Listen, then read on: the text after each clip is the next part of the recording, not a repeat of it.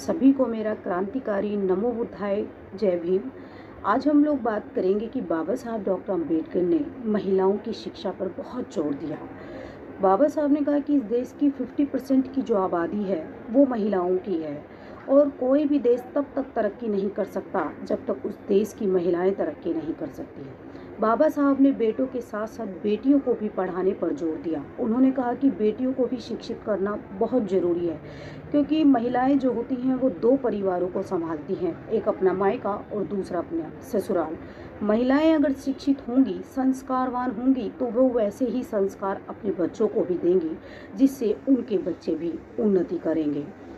और बाबा साहब ने 18 जुलाई 1942 को ये कहा कि मैं किसी भी वर्ग की उन्नति, उस वर्ग की महिलाओं ने कितनी उन्नति की है, उससे मैं इसका अंदाज़ा लगा सकता हूँ। बाबा साहब डॉक्टर अंबेडकर ने कहा कि महिलाओं को परिवार में और समाज में बराबरी का स्थान मिलना चाहिए, और वो बराबरी और समानता सिर्फ आ सकती है सिर्फ और सिर्फ शिक्षा से ही वो आर्थिक समानता और सामाजिक समानता प्राप्त कर सकती हैं।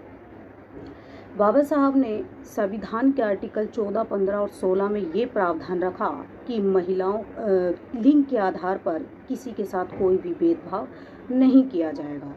1917 में जब बाबा साहब अमेरिका में पढ़ने गए तो वहाँ पर उन्होंने देखा कि महिलाएं जो हैं वो पुरुषों के जितना काम करती है और पुरुषों के जितनी ही उनको सैलरी मिलती है, तो ये व्यवस्था हमारे भारत में भी होनी चाहिए।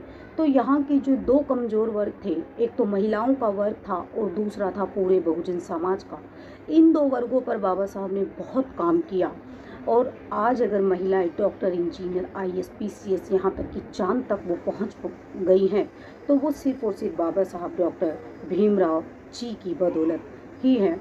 जिस मनु के विधान ने महिलाओं को अधिकार देने के लिए मना कर दिया था, जिन महिलाओं को सिर्फ और सिर्फ घर की चार दीवारी तक सीमित रखा गया, उनको चूल्हा चौके तक सीमित रखा गया, यानी कोई हक अधिकार उनके पास नहीं था। सिर्फ और सिर्फ वो महिला सिर्फ चलती फिरती लाश के समान थी। लेकिन बाबा साहब डॉक्टर अम्बेडकर ने दूसरी तरफ संविधान में महिलाओं को पुरुषों के जितने अधिकार दिए। हिंदू कोड बिल के माध्यम से महिलाओं को संपूर्ण अधिकार बाबा साहब डॉक्टर अम्बेडकर ने दिए। वो महिलाओं को पुरुषों के जितना अधिकार दे करके गए हैं, और आज अगर महिलाएं पुरुषों की बराबरी कर रही हैं तो ये किसी की बदौलत नहीं, इसके पीछे बाबा साहब डॉक्टर अम्बेडकर का बहुत बड़ा योगदान रहा है। तो मैं भारत देश की महिलाओं से कहना चाहती हूँ, बहुजन महिलाओं से ये कहना चाहती हूँ कि सबसे बड़ी विडंबना हमारे समाज की है कि बाबा साहब को अगर महिलाओं का मुक्तिदाता कहा जाता है तो वो ऐसे नहीं कहा जाता। वाकई में ही उन्होंने इस देश की महिलाओं के लिए बहुत कुछ किया, क्योंकि आज अगर महिलाएं सम्मान, स्वाभिमान का जीवन जी रही हैं, हर क्षेत्र में आगे बढ़ रही हैं, तो वो बाबा साहब डॉक्टर अम्बेडकर जी की बदौलत ही है।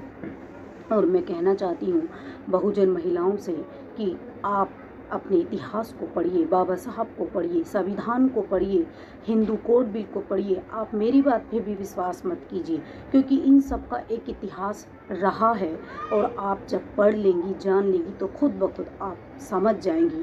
क्योंकि आज अगर हर चौराहे पर बाबा साहब डॉक्टर अम्बेडकर के स्टैचू लगे हैं, क्या हमने ये कभी जानने की कोशिश की कि वो क्यों लगे हैं?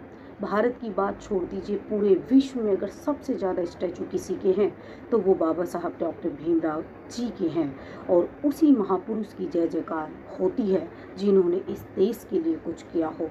और बाबा साहब ने इस देश के लिए बहुत कुछ किया है।